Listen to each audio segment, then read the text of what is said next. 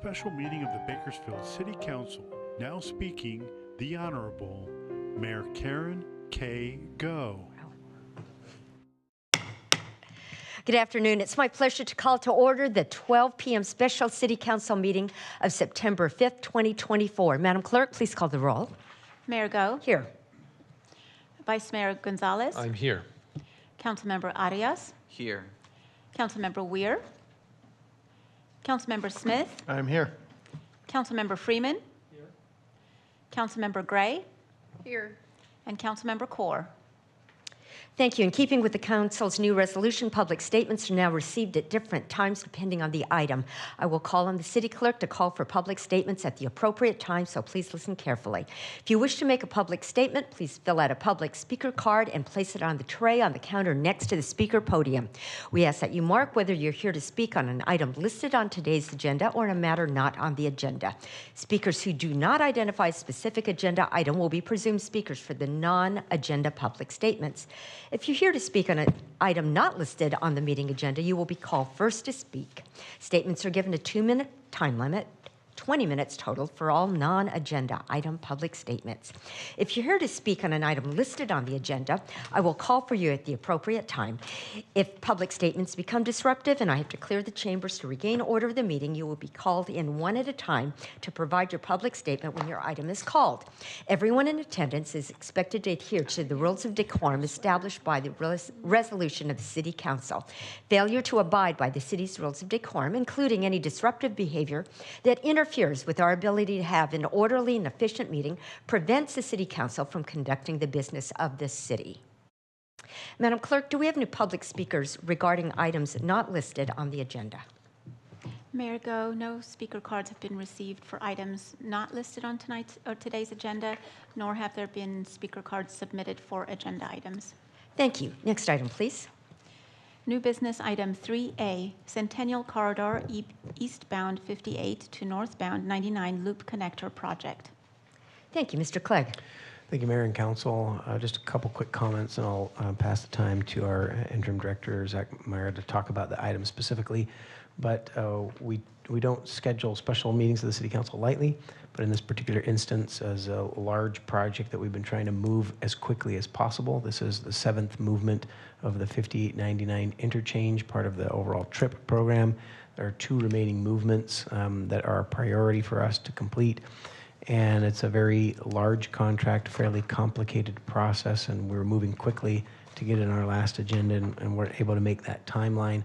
But also we have a limited timeline in which to approve this item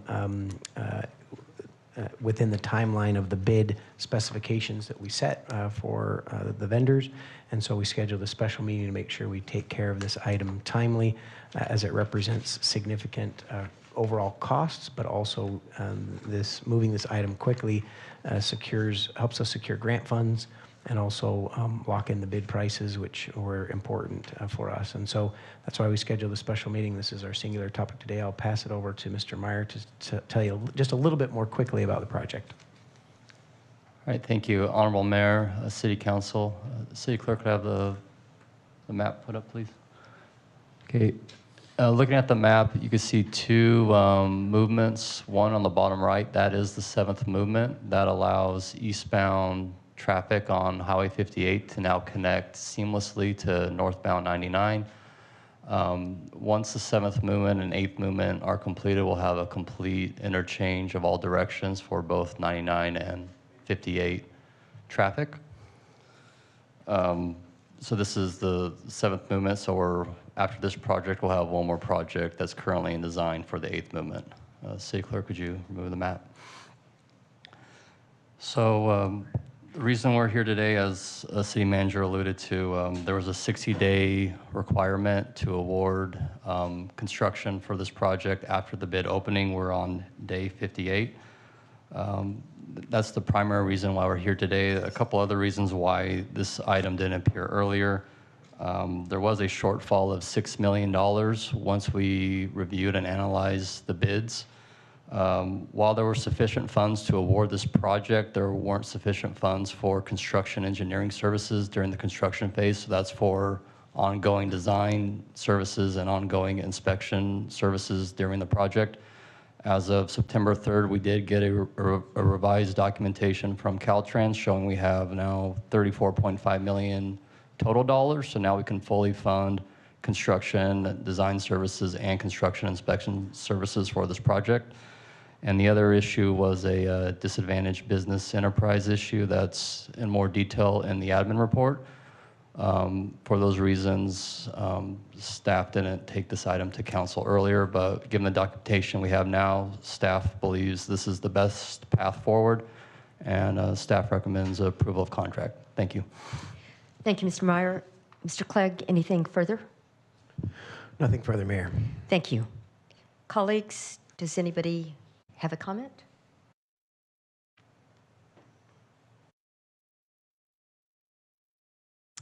Vice Mayor. First and foremost, just thank you to staff for organizing this meeting today and calling this special meeting so that we can get this bid approved. We're saving significant taxpayer dollars, and that's a good thing for our community, so I appreciate all the effort there. Seeing no other comments, I'll make a motion to approve. Thank you. You have a motion. Please cast your votes.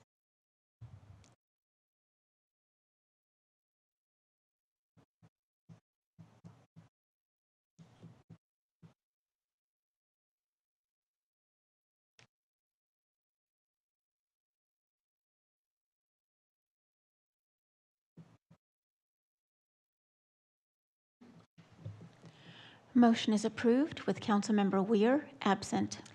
Thank you. Next item, please.